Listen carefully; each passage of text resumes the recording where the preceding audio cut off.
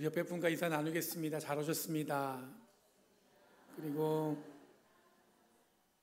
한 번 더 이야기해야 저희가 뒷말이 없겠죠. 해피 마더스 데이 한 번 더 해주세요. 해피 마더스 데이. 네. 저는 이게 오랫동안 어버이날에 익숙해져가지고 이 마더스 데이만 한다는 게 굉장히 어색했는데 어떻게 하겠습니까? 적응해야죠. 네. 근데 오늘은 남성교회가 특별히 밥도 준비하고 여성분들은 손 하나 까딱 안 와도 되는 날입니다. 그러니까 기쁨으로 여러분 이따가 예찬도 나누시고 기쁨으로 같이 교제했으면 좋겠습니다. 여러분들 지난주에는 저희가 그 방향 전환이란 주제를 가지고 내가 하고 싶은 것을 통해서 하나님의 일을 하는 것이 아니라 하나님이 이끄시는 것에 그리고 마음에 들든 마음에 들지 않던 간에 그런 것에 순종하는 것에 대해 이야기를 나눴어요. 기억나시죠? 네, 기억나실 거라 믿습니다. 네, 오늘은 이어서 이제 방향 전환, 이 말은 곧 이제 회개나 회심으로 우리가 표현도 하는데 이 성숙함이라는 표현이 더 맞는 것 같아요. 뭔가 이렇게 성숙해져서 믿음이 신앙도 성숙해져서 어떤 우선순위를 이제 우리가 정하면서 살 수 있게 되는 거예요. 그래서 이렇게 방향을 바꾼 삶, 그러니까 이제는 예전에 이렇게 살다가 완전히 다른 쪽으로 사는 쪽으로 삶을 바꾼 다음에 어떻게 삶을 바꿨는지, 그 얘기는 다른 말로 하면 예수님의 삶의 방향으로 살기로 결정한 자들이 어떻게 달라졌는가, 이거에 대해서 오늘 얘기해 보려고 해요. 예수님을 믿고 신앙생활을 하고 그러면서 삶은 변화되었죠.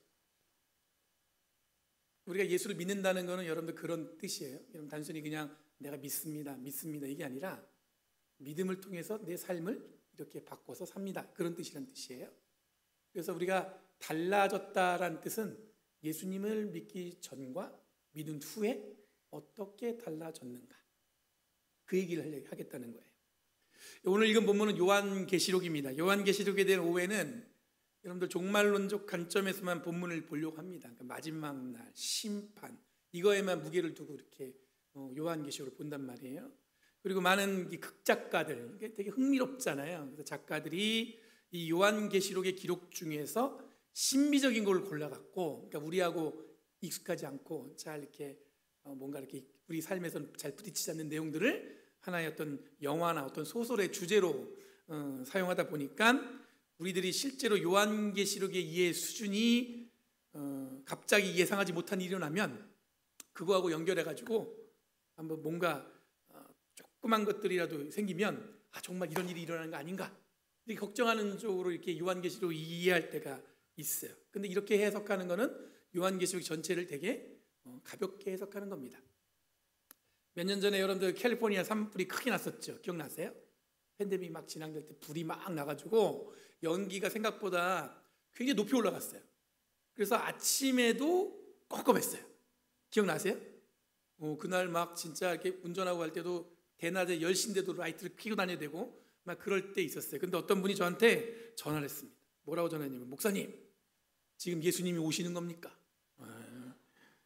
제가 이제 그때 막 팬데믹 때문에 제가 그때 기억나기로는 백신을 맞기 위해서 병원에 가던 중이었는데 그 전화를 받고 좀 당황도 했어요. 왜냐하면 이게 팬데믹 진행 중이기도 했고 또 그때 현상에 많은 사람들이 불안했어요. 이게 뭐냐면 갑자기 경험해보지 못한 사건이잖아요.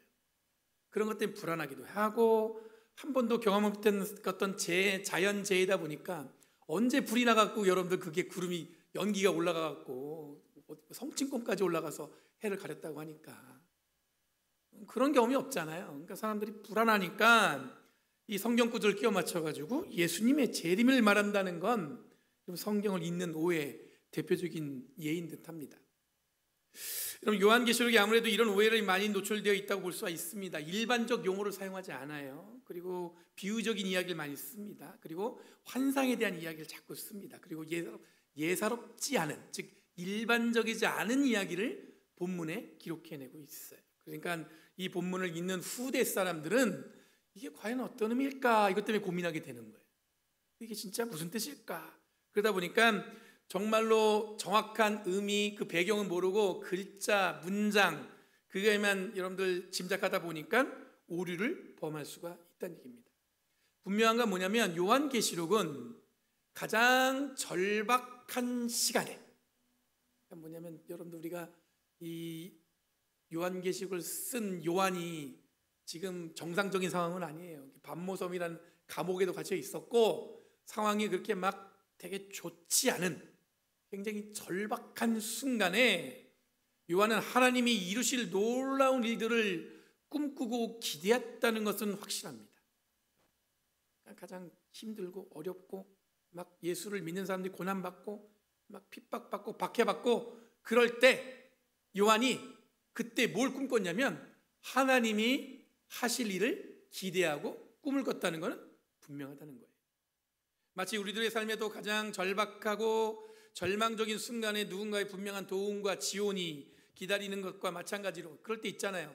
이럴 때 힘들 때 누가 좀 도와주면 좋겠는데, 그런 순간 있지 않으세요? 살면서 막 어려워서 그 순간을 누구가 내 손을 탁 붙들어 주거나 아니면 나한테 도움을 주겠다는 사람이 있으면 좋겠다는 어떤 그런 절박한 순간, 절망적인 순간, 그때 그런 기대함과 마찬가지로 하나님이 결코 우리를 고난과 절박함에 그대로 내버려 두지 않으실 것이라는 확신과 믿음이 이 요한이 이 요한계시록을 쓴 이유에 지금 굉장히 힘들고 절박하고 어렵지만 하나님은 가만히 있지 않으신다. 우리를 위해서 역사하신다. 이게 요한계시록을 쓴 이유란 뜻이에요. 요즘 저에게 가장 절박한 것이 있어요. 뭐냐면 제가 다음 주에 성지순례를 떠납니다. 모르셨죠? 한 2주 없어요. 한 주 빠지고요. 이게 저희가 북가주 한인연합감리교회에서 매 2년마다 진행하는 건데 어떻게 하다 보니까 제가 맡게 돼서 제가 인도자로 모시고 갑니다. 근데 이게 준비할 때는 막 생각한 것도 많고 이렇게 준비하겠다는 생각도 많았는데 막상 하다 보니까 너무 어려워요. 제가 이 시간에 말로 할 수 없는 어려움들이 있어요. 뭐가 어렵냐면 준비하는 과정에 막히는 것도 있고 부딪히는 것도 있고 여러 가지 막 많아요. 근데 제가 한 가지 기대하는 게 있어요. 뭐냐면 그렇게 어려워도 한 가지 확실한 건 그 성지순례가 제발 은혜롭게 다녀오길 바라고 있어요. 근데 준비하는 저는 굉장히 쉽지가 않아요. 그리고 또 하나 있습니다. 절박한 게 있는데 뭐냐면 저희가 매년 유니티라는 청소년 수련회를 진행합니다. 이걸 성공적으로 잘 마치는 게 저의 간절한 어떤 그 기대예요. 몇 년간 이 수련회가 예상치 못한 어려움으로 같이 연합을 했는데 이게 좀 어려워졌어요. 예전 같지 않게. 그리고 교회마다 유수가 많이 줄었어요. 제가 들어보니까 저희 교회에 이번에 한 10명 이상 참석하는 것 같은데 저희보다도 큰 교회들, 그 전에 있던 교회도 더 오래된 교회들, 그런 교회는 하나도 유수가 없다는 거예요. 어떻게 하나도 없을 수 있을까? 예전에는 한 10교회 이상이 유수가 모여서 수련을 해가지고 아이들이 거의 100여 명이 모여서 그렇게 수련을 했는데 이번에는 그게 어렵다는 거예요. 그리고 몇 년간의 어려움 때문에 이 수련회를 준비하는 동력이 떨어졌어요. 그러니까 이 스트럭처가 있었는데 그 스트럭처가 다시 만들어야 되는 그런 상황인 거예요. 일하는 분들이 우리 사역자 윤진 전사님 굉장히 고생하고 있는데 제 마음이 뭐냐면 그래도 이게 정말 아이들한테 은혜롭게 잘 됐으면 좋겠다는 게 간절함이 있어요. 어떤 목사님이 이렇게 얘기합니다. 이번 기회에 그냥 그만두자. 그리고 목사님 혼자 고생하는 거 보니까 이게 말이 되냐? 하지 말아라. 꽤 위로가 돼요. 하지 말아라. 얼마나 위로가 돼요? 그래 다음부터 하지 말아야지. 그런데 마땅히 그리 하는 게 맞고 굳이 이걸로 몸고생할 필요가 있느냐 이렇게 물어보면 맞다는 생각이 들어요. 적당하게 그렇게 반응할 수 있을 것 같아요. 근데 아마 당시 초대교회에도 아마 요한에게도 사람들이 그렇게 이야기했을지 모릅니다. 그 당시에 이 요한계시록을 썼던 요한이 거의 연로했을 때입니다. 나이가 굉장히 이제 죽을 날이 얼마 안 남은 그 노인이 하나님의 그 주시는 그 환상을 가지고 편지를 쓴 거예요. 쓰면서 이 사람한테 사람들이 그랬을 거야. 이제 얼마 안 남았는데 그냥 그만두고 포기하고 다시 유대 공동체에 들어와라.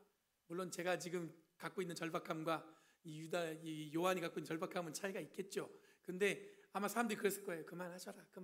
그런 사람도 있었을 거고 어떤 분들은 그럴 거예요. 그래 네가 믿는 예수가 어떻게 네 고난 가운데 어떻게 하나 보자.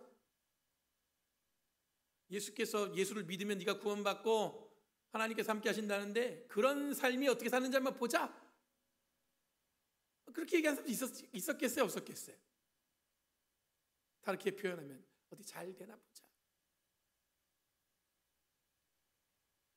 요한은 이런 긴 고난의 순간에 박해가 끊이지 않는 순간에 포기 또는 배교, 그런 선택적인 평온을 거부하고 그렇게 하면 자기 삶을 평온할 수 있어요. 이렇게 어렵지 않고 고난받지도 않고 그냥 평온하게 그럴 수 있을 것 같아요. 근데 그걸 거부하고 오히려 더 깊은 고난과 박해의 중심에 하나님이 어떤 일을 준비하실지를 기대하고 기도하는 마음으로 이 요한계시록을 썼다는 거예요. 간절한 마음으로 하나님이 어떻게 하실까 이 고난 가운데. 그럼 당시에 요한계시록 기록할 때 보면 상황은 이랬습니다. 로마가 제국이 확장됐습니다. 그러다 보니까 이 로마가 이 제국이 확장될 때 이 제국을 통치하는 통치 이념이 필요했어요. 뭐냐면 그 사람들을 그 나라마다 다들 종교도 다르고 민족도 다르고 그 사람들 성향도 다르고 문화도 다르니까 이거를 하나로 통합하는 방법을, 그러니까 통치를 잘하기 위해서 만든 작전이 뭐였냐면 황제를 어떻게 하는 거예요? 숭배하는 거예요. 누구처럼? 신처럼. 그래서 가는 곳마다 자기의 황제를 뭘로 표현을 해요? 신이라고 표현하고 다녔단 말이에요. 이런 로마의 정책은 예루살렘 성전에도 미쳤습니다. 그래서 성전 앞에 이 황제를 상징하는 성상을 갖다 놨어요. 그랬더니 여러분 그거는 뭐예요? 우상이죠, 우상. 유대인들한테 그게 말이 됩니까? 안 되죠. 사람들이 저항했습니다. 굉장히 신실한 유대인들이 그걸 보고 어떻게 하겠습니까? 그냥 저항이 아니에요. 반란을 시켰어요. 그것 때문에 로마군이 철저하게 그 반란하는 사람들을 갖다가 다 죽여요. 죽이면서 어떻게 되냐면 성전도 다 불태워버려요.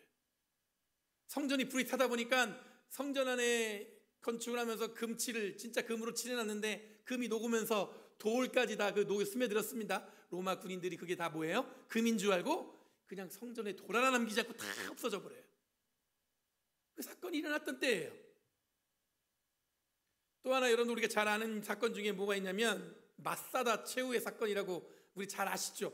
우리가 잘 가보지도 않았고 들어는 봤죠? 마사다 최후의 항전. 그러니까 거기서 이제 몰살이 되니까 최후의 항전을 마사다에서 이 요새 같은 이 산이에요. 가보시면은 진짜 저는 가봤어요. 2년 전에 가면은 산이 있는데 그 위에 요새가 있어요.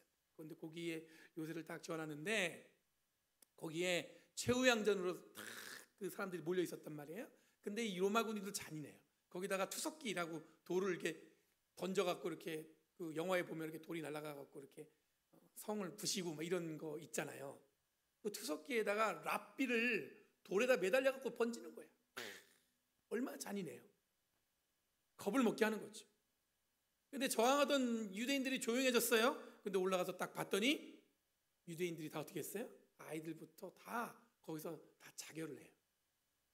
굉장히 잔인한 사건입니다. 유대인들에겐 굉장히 이게 큰 어떤 저항의 정신을 상징하는 거예요. 항복할 바에는 우리가 어떻게 하는 거예요? 다 목숨을 끊겠다. 그래서 그 꼭대기에 올라가서 보면은 내려다보면 뭐가 보이냐면 지금도 이스라엘 군인들이 마지막에 훈련을 받고 맨 마지막에 정신교육 받는 그 자리가 보여요. 우리가 한국에서도 보면 군대에 보면 이렇게 군인들이 앉아서 있을 때 거기서 앉아서 뭘 보냐면 마사다가 보이게 해놨어요. 그리고 뭘 외칩니까? Never again. 이 얘기 많이 들어보셨죠? 그 요한계시록 쓸 때가 바로 이런 사건들이 막 일어나는 거예요.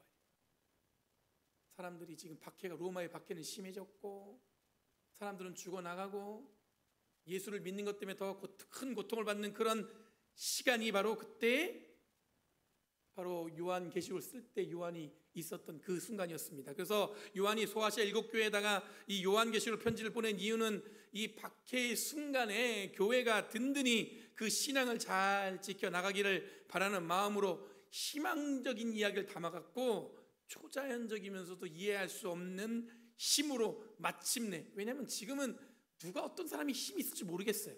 근데 하나님께서는 우리가 상상한 것 이상의 힘으로 마침내 승리하셔서 우리는 구원받을 것이다. 이게 요한계시록이 갖고 있는 내용이에요. 여러분, 현실은 무너지고 있는데 이들이 꿈꾸는 미래는 하나님이 새 일을 이루어 가신다는 간절한 고백은 여러분 당시에는 어디도 찾아볼 수 없었어요. 아니, 현실을 봐봐요. 희망이 없어요. 끝난 거예요. 게임 오버. 근데 뭐라고 얘기하냐면 희망이 있다는 거예요. 하나님은 우리가 생각하는 것 다른 방법으로 우리를 구원하신다는 거예요. 그러면서 요한계시록을 쓴 거예요. 저는 요한계시록이 우리에게 주는 가장 중요한 메시지는 뭐냐면 어떤 고난과 어려움에서도 우리는 하나님이 이루어 가실 꿈을 기대하는 것을 멈추지 않는 것에서 의미를 찾아볼 수 있다고 봅니다. 그러니까 요한계시록이 여러분들 보면 어렵다, 어리고 이게 또 무슨 말이야? 그렇지만 여기는 뭐냐면 정말로 희망도 없어요. 절망적이에요. 근데 그 순간에 뭘 꿈꾸는 거예요? 하나님이 우리에게 어떻게 역사하시고 구원하실지를 기대하는 거예요. 소망을 품지, 그걸 끊지 않는 거예요. 포기하지 않는 거예요. 하나님이 여전히 어떻게 하시는 거예요? 우리를 구원하실 거예요. 이게 요한계시록 갖고 있는 큰 주제라고 볼 수가 있습니다. 바로 이 모습이 다른 사람들과 다른 기독교인의 모습이라고 볼 수가 있습니다. 사람들은 이들을 끊임없이 지켜봤습니다.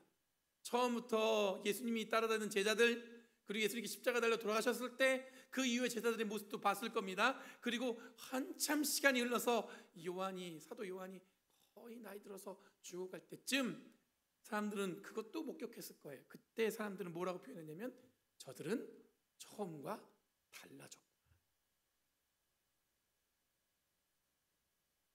예전엔 그랬는데 지금은 완전히 다른 사람이 됐구나. 그 설교 제목을 그들은 달라졌습니다 라고 정한 것은 처음 초대교회 때부터 기독교인들이 지켜봤던 이 사람들이 박해의 순간에 이렇게 고백했을 겁니다. 그들을 보면서 그 박해 앞에서도 용기를 잃지 않아요. 희망을 놓지 않아요. 하나님이 여전히 어떻게 하세요? 함께 하신다고 믿는 거예요. 그러면서 그런 꿈을 꿔요. 그러면서 그들을 보면서 얘기했어요. 저들이 달라졌구나. 9절에 등장하는 셀 수 없을 만큼 많은 무리가 등장합니다. 본문에 그렇게 돼 있어요. 셀 수 없을 만큼 많은 무리가 등장했어요. 앞선 본문에 보면, 오늘 읽은 본문의 앞에 보면 뭐가 나오냐면 14만 4천 명이라는 어떤 구원받는 숫자에 대해서 얘기합니다. 많이 들어봤죠? 14만 4천 명. 그래서 어떤 분은 그러죠. 14만 4천 명 안에 들어야 구원받을 수 있다. 근데 오늘 읽은 본문은 뭐라고 나와 있어요? 많은 무리라고 나와 있어요. 그 많은 무리와 14만 4천과 이 연결해 보면 여러분 뭐가 맞는 거예요? 이 요한계시록에 나오는 숫자는요 굉장히 상징적인 숫자입니다. 의미가 있어요. 그리고 이 성경에는 굉장히 거룩한 숫자가 있어요. 여러분 보면은 제자가 몇 명이에요? 12제자죠. 지파가 몇 지파예요? 그게 뭐냐면 유대인들이 가장 좋아하는 거룩한 숫자예요. 완전한 숫자란 말이에요. 그렇기 때문에 여러분들 그런 숫자들이 반복되는 거예요. 14만 4천도 마찬가지입니다. 그것도 여러분 계산법이 나와 있어요. 그래서 뭐 곱하기 어떻게 해가지고 14만 4천의 숫자가 나왔는데 그 뜻은 뭐냐면 14만 4천이 아니라 그 의미는 어느 게 옳으냐 그게 아니라 많은 사람들이 구원받을 것이다. 그런 의미예요. 그러니까 거기에 문자로만 보면은 요한계시록에 써 있으니까 우리는 그 안에 들어야 된다. 그렇게 얘기하는 분이 있다면 여러분 그건 뭐예요? 성경을 오해한 거예요. 여러분 요한계시록 안에 이 숫자는 상징적입니다. 비유적인 표현입니다. 어느 거가 맞느냐 고민하지 마시고 많은 무리 정도로 이해하면 됩니다. 그러니 요한계시록에 등장하는 숫자는 상징적 비유이지 실제적 그 숫자에 집착할 필요가 없다는 거예요. 그리고 이어지는 구절에 보면 흰 두루마리를 입고 종려 나무가지를 들고 보좌 어린 양 앞에 서 있다고 기록하고 있습니다. 흰 두루마리를 입고 종려 나무가지를 흔드는 모습은 이사야 65장에 포로기 거의 끝날 무렵, 마지막 무렵에 그 후기에 기록된 내용을 갖다가 가져온 거예요. 그럼 포로기 후기는 이제 어떤 느낌이었냐면 이제 포로로 끌려갔다가 이제 거의 끝날 때쯤 됐어요. 분위기가 보니까 이제는 바벨론이 망하기 직전이에요. 그러니까 이 사람들한테 이스라엘에 끌려갔던 사람들이 어떤 마음이 생겼냐면 희망이 생긴 거예요. 어떤 희망이 생겨요? 고향으로 돌아갈 수 있겠구나. 고향으로 마침내 돌아갈 수 있겠구나. 하나님이 우리를 버린 줄 아셨더니 바벨론을 무너뜨려서 우리를 어떻게 해요? 고향으로 끌고 가시는구나. 그러면서 이 사람들이 본 거예요. 그러면서 기록한 게 아까 나왔는 흰옷 입은 자들, 수많은 사람들이 그 이야기가 여러분들 이사야 65장에 나와 있는 내용이에요. 이 얘기는 이제 고난이 끝나고 곧 회복이 임박했다, 그런 의미로 사용되어졌습니다. 잘 아시는 것처럼 종려나무가 흔드는 것은 예수님께서 어디예요? 예루살렘에 입성하실 때 사람들이, 수많은 사람들이 호산나 다윗의 왕이라고 소리칠 때 흔들었던 가지죠. 여러분, 요한은 고난이 극한에 다다른 순간에 포로기 후기와 예수님이 다윗 왕 호산나로 외쳤던 군중들의 모습을 떠올려 보라고 부탁하고 있는 것입니다. 지금 고난받고 있어요. 어려워요. 힘들어요. 근데 뭘 생각하고 있어요? 야, 그게 아니에요. 하나님이 마침내 우리를 어떻게 하세요? 흰옷 입은 천사들이, 흰옷 입은 많은 사람들이 우리를 환영하고 종려나무가 지금 흔들었던 것처럼 그 순간이 곧 다가온다. 시작된 고난은 마침내 그 끝이 오게 되어 있고, 예수를 호산나라고 환호하며 외쳤던 셀 수 없는 사람들의 무리가 곧 모이게 될 것이라, 이렇게 이야기하고 있는 겁니다. 그리고 10절에 보면은 시편 118편에 나와 있는 내용이 있습니다. 뭐냐면 구원은 보좌에 앉아 계신 우리 하나님과 어린 양의 것입니다. 요한은 분명하게 고난과 박해에 처한 교회들이 분명하게 희망의 근원이 되는 것은 우리를 구원하실 예수 그리스도라는 것에 무게를 두고 편지를 쓰고 있는 거예요. 고난받고 있잖아요. 어렵잖아요. 근데 그 안에 희망의 끈을 놓지 말라는 거예요. 우리를 구원하신 예수께서 우리와 함께 하시다. 그러니 이사야 65장 시편 118편에 나왔던 것처럼 그 고백을 기억하면서 요 고난의 순간을 잘 견뎌내자. 고난은 언젠간 끝이 난다. 하나님이 우리를 회복시킬 그날이 올 것이다. 아마 우리들도 예상치 못한 큰 환난을 경험할 날이 올지 모릅니다. 아니면 지금 여러분 가운데서는 가장 큰 환난에 순간일 수도 있어요. 그리고 곧 이와 비슷한 일들이 앞으로 몰려올 것 같은 예감이 있는 분들도 있습니다. 너무 삶이 지금 너무 평온하면 뭐예요? 불안하죠. 뭔가 이렇게 너무 불안한데 이러면, 이런 분들 계시잖아요. 뭔가 올 것 같아요.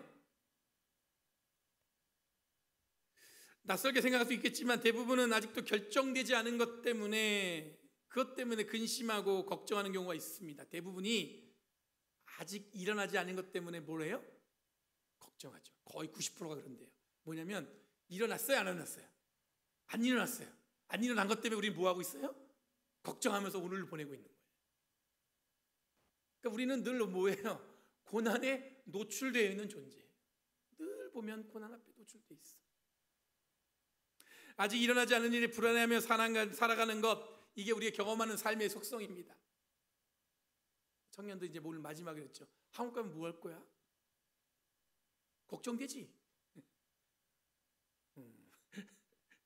아무 생각 없을 수도 있어. 가봐라. 이제 큰일 남았다. 이제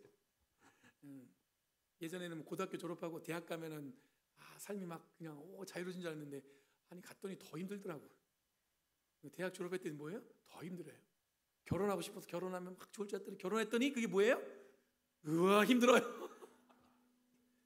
아니 점점 더 힘들어져요. 고등학교 졸업해서 대학 가면 우와 할렐루야 할 줄 알았더니 뭐예요? 이제부터 시작이래. 언제 끝나는 걸까요? 언제? 여러분, 이런 불안함은 우리들이 누구인지, 하나님이 어떤 분이신지, 예수를 믿고 구원받은지에 대한 그 시야를 잃어버릴 수 있게 만듭니다. 그러니까 갑자기 고난이 생기면 내가 누구인지, 하나님이 어떤 분인지, 예수를 믿고 구원받았던 게 어떤 뜻인지를 잊어버릴 수 있다는 얘기예요. 힘들면 여러분도 그런 것들 기억나겠어요? 요한은 이럴지 모르는 교회를 향해서 강도 높게 쓴 편지가 바로 요한계시록입니다. 그들에게 뭘 얘기하는 거냐면, 요한의 의지는 어디 있든지 어느 상황이든지 내가 누구이고 하나님이 어떤 분이시며 예수를 믿고 구원받은 사람이 해야 할 일을 무엇인지를 잊지 말라고 이 편지를 쓴 거예요. 뭔가 수수께끼 같은 얘기를 써가지고 여러분들을 골탕 먹이려 쓴 게 아니에요. 잊지 말아라. 우리는 뭐예요? 하나님의 사람이다. 잊지 말아라. 하나님은 우리와 함께 하신다. 잊지 말아라. 고난 가운데서 누굴 찾아야 된다? 하나님을 찾아라. 그분이 우리를 회복시켜 주신다. 요한은 자신이 할 수 있는 모든 상상력을 동원해서 마침내 승리하실 주님을 고백하기 위해서 노력했습니다. 여기서 주목할 것은 뭐냐면 모든 상상력을 동원했다는 거예요. 정말 요한은 최선을 다해서 어떻게 하면 이들에게 희망을 줄 수 있을까, 이런 마음으로 그 당시에 상상할 수 있는 모든 걸 담아갖고 이 요한계시록을 쓴 거예요. 이 노력들이 지금은 약간 우리들을 본문을 이해하는데 혼란스럽게 하지만 이 상상력은 우리들에게도 똑같이 제공되어집니다. 그러니까 요한만 이 상상력을 꿈는 게 아니에요. 우리도 이런 상상력을 갖고 살아야 되는 거예요. 저는 힘들 때 뭐 하는 줄 아세요? 제가 힘들 때 저는 먼 산 바라봅니다. 가만히 앉아서 먼 산 바라봐요. 다르게 하면 멍 때린다는 얘기예요. 멍 때린다는 얘기예요. 가만히 먼 산 바라봅니다. 그리고 생각도 많이 하지만 상상합니다. 일단은 뭐냐면 힘든 건 다 지워버리고 어떻게 하면 이걸 다 넘어설 수 있을까? 앞으로 이렇게 하면 좋겠다는 상상. 제가 예전에 오린다 얼마 안 됐죠. 작년 이맘때 이런데 오린다 교회를 이전할 때도 기도하는 마음도 있고 여러 가지 뭐 고민도 많이 하고 이야기도 많이 나눴지만 제가 가장 많이 한 게 뭐냐면 상상이었어요. 상상. 제가 할 수 있는 상상. 어떻게 하면 될까? 어떻게 하면 교인들이 여기 다 한 명도 빼놓지 말고 다 데리고 있을까? 어떻게 하면 청년들도 찬양원에서 잘 데리고 올 수 있을까? 어떻게 하면 여기를 레노베이션 잘해서 좀 은혜롭게 예배할 수 있을까? 이런 것들을 상상하면서 계속 했어요. 여러분, 상상하면 막연한 꿈으로 이해할 수 있어요. 막연한 거 아니에요. 이 막연한 꿈을 붙들고 여러분들 생각해보면 이 막연함도 이 상상도 필요할 땐 필요해요. 출애굽할 때 이스라엘은 그 막연함과 이 상상을 통해서 그걸 붙들고 어떻게 했어요? 출애굽을 했습니다. 솔로몬은 어떻게 했습니까? 다윗이 먼저 그랬죠. 왕이 되었어요. 뭘 가지고요? 상상력을 가지고. 양치던 소년이 무슨 왕이 되겠다는 생각을 했겠어요? 근데 그에겐 그런 상상력이 있었어요. 솔로몬도 어땠습니까? 가장 어린 나이에 왕이 돼서 어떻게 했어요? 그 나라를 가장 부국한 부자, 가장 왕성한 다윗의 왕조를 만들어냈습니다. 그의 상상력이에요. 그리고 구약에 등장하는 모든 예언자들, 그리고 그들이 마주한 현실엔 굴복하지 않고 하나님이 이끌어 가실 새로운 길을 선언하면서 지금 현실과 맞지 않은 이야기들을 어떻게 했어요? 상상하면서 이스라엘에게 선포했습니다. 하나님이 그렇게 하실 것이다. 이런 발톡 브루그만이라는 학자가 있어요. 굉장히 유명한 사람이에요. 구약학자인데 발톡 브루그만, 이제 얼마 안 남으셨어. 보니까 연세가 많이 드셨더라고요. 그분이 한 얘기 중에 가장 유명한 말이 있어요. 뭐냐면 예언자적 상상력. 그 문장을 만들어냈는데 우리를 구원하신 예수님은 공생애 동안 그분이 꿈꾸었던 하나님 나라를 선포했습니다. 예수님께서 그 하나님 나라를 선포할 때, 복음을 전할 때 그게 정말로 현실이 일어나서 지금 막 경험하면서 있었던 게 아니라 앞으로 일어날 일을 선언하셨어요. 그리고 고난이 교회를 심각하게 위협하는 순간에도 요한은 어떻게 했냐면 자기가 할 수 있는 모든 상상력을 동원해서 이 고난과 어려움을 극복하기를 바라는 마음으로 요한계시록을 썼다는 거예요. 여러분, 신앙생활은 얼마나 큰 상상력을 가질 수 있는가를 이야기할 수 있을 것 같습니다. 다르게 보면 하나님 마련한 공동체적 상상력, 교회도 그런 상상력을 통해서 든든히 세워져 가는 거예요. 눈에 보는 현실만 보세요. 저희가 뭔가를 도모할 수 있겠어요? 한인교회인데 여러분들 오린다에 여기 한국 사람들 몇 명 살아요? 여러 가지 계산할 수 있잖아요. 근데 우리는 상상력을 통해서 이 자리에 교회를 옮겨왔어요. 그럼 제가 지금 말씀드린 건 상상력은 허황된 것을 말하는 것이 아니라 하나님과 동행하며 꿈꿀 수 있는 모든 것을 말하는 겁니다. 우리가 살면서 하나님과 동행하는데 꿈꾸고 기대할 수 있는 모든 것을 우리가 함께 꿈꾸자는 거예요. 여러분, 교회를 이전하기 위해서 연회에 론을 요청해서 교회 레노베이션을 해야겠습니다. 그때 다들 그거 좋은 생각이요. 이거보다도 연회가 돈 빌려주겠어요? 생각보다 날씨가 이제 여긴 더우니까 여기 에어컨 히트펌프 방식으로 답시다. 돈이 얼마나 드는데, 그렇죠?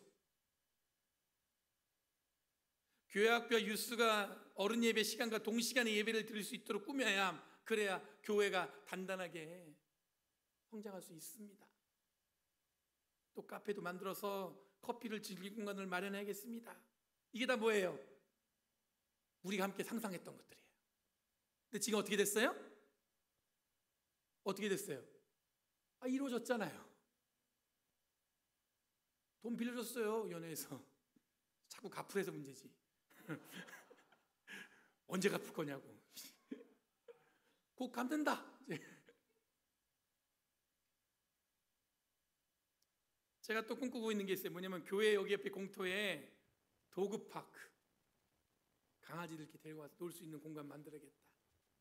카페도 이렇게 만든 게 아니라 밖에 데크 만들어갖고 밖에 파라솔 쫙 깔아갖고 교인들이 예배 끝나고 해서 커피 마시면서 쉴 수 있는 공간 만들어야겠다. 그리고 교회 뒤 공터에 오린다시에서 하우징 엘레멘트, 이게 뭐냐면 이 캘리포니아에 하우징이 숏 에이지라서 저희 교회한테 물어보지도 않고 자기들이 마음대로 우리 교회 땅 뒤에를 2.2 에이커를 갖다가 집을 56채를 지을 수 있게 조닝을 바꿔놔버렸어요. 그러면 무슨 생각이 들었냐면 내가 집져갖고 저 땅 팔면 우리가 돈 생기겠다, 그게 아니라 저거 할 때 그럼 옆에다가 커뮤니티 센터를 하나 짓게 해가지고 주일에는 우리가 거기서 예배 드리고 주중에는 거기서 뭐 다른 프로그램 할 수 있게 만들어서 우리가 좀 이렇게 크게 예배도 드리고 그래야겠다. 영어권 교인들이 교회 방문하다 보니까 이제 영어 예배를 만들고 처음 시간과 다르게 이제는 뭐냐니까 영어 예배를 갖다가 이제 따로 드리다가 나중에 함께 예배드리는 시간을 가질 수 있도록 준비해야겠다. 제가 요즘에 열린교회를 위해서 기도하면서 상상력으로 꿈꾸는 내용들이에요. 근데 이 얘기가 제 개인적인 꿈이 아니라 저와 여러분들이 함께 꾸어갈 꿈이겠죠. 어떻게 될 것 같으세요? 제가 뭐 하고 싶은 거 나열한 거 아니에요. 나 이거 앞으로 내가 목회하면서 이거 하고 싶어요. 그거 아니에요. 제가 여러분 제 경험은 뭐냐면 제가 하고 싶은 것은 철저하게 하나님이 막으셨어요. 이거 말고도 더 하고 싶은 거 있는데 그거는 솔직히 말도 못 꺼내겠어. 하나님이 이끌어 가시고 원하시는 것들이 하나하나 꿈에서 실현됩니다. 여러분들 요한계시록에서 무엇이 제자들을 요한을 다르게 만들었을까? 이제는 이들이 꿈을 꿀 수 있게 되었습니다. 상상력을 가지고 하나님의 풍요로움과 임재를 꿈꿀 수 있도록 했어요. 지금 고난받는 가운데 있는데도, 곧 죽을지 모르는 가운데서 이들은 뭘 꿈꿔요? 하나님이 함께 하셔요. 하나님이 고난보다도 넘어서서 우리를 위로하시고 인도하시는 그 거룩한 부르심에 대해서 꿈꿔요. 여러분, 마냥 여러분들이 신앙생활하기 좋은 시간 살아본 적 있죠? 지금이 그렇잖아요. 마냥 신앙생활하기 좋은 시기잖아요. 그러면 여러분들 그 고난받을 때보다 지금이 신앙이 더 좋으세요? 아니면 그때가 더 좋은 것 같아요?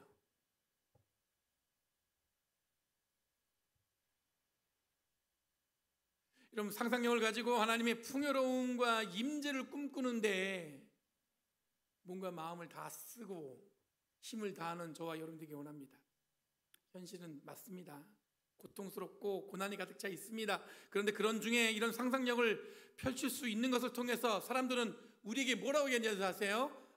저들은 달라졌구나. 예전에 작은 거에도 막 그냥 어쩔 줄 몰라더니 이제 뭐가 생겼어요? 하나님이 함께 하시니까 내가 꿈꿀 수 있어요. 주님과 동행할 수 있어요. 이제 우리도 이 공동체적 상상력을 통해서 열린교회를 함께 든든히 세워갔으면 좋겠습니다. 하나님은 분명히 우리의 기대를 넘어서 하나님의 풍요로움과 임재를 꿈꾸도록 우리를 이끌어 가실 줄 믿습니다. 그 길 위에 함께 동행하는 저와 여러분들이 원합니다. 기도하겠습니다. 거룩하신 주님, 감사합니다. 변함없는 주님의 사랑과 은혜 가운데 우리의 모든 걸 주님께 드릴 수 있도록 이끄신 은혜 감사드립니다. 우리가 고난 가운데 있어도 하나님은 변함없이 함께 하셔서 우리를 든든히 이끌어 가실 줄 믿습니다. 그런 상상력을 가지고 이 땅을 살아가는 저희를 되게 하여 주시옵소서. 감사드리며 예수님의 이름으로 기도합니다.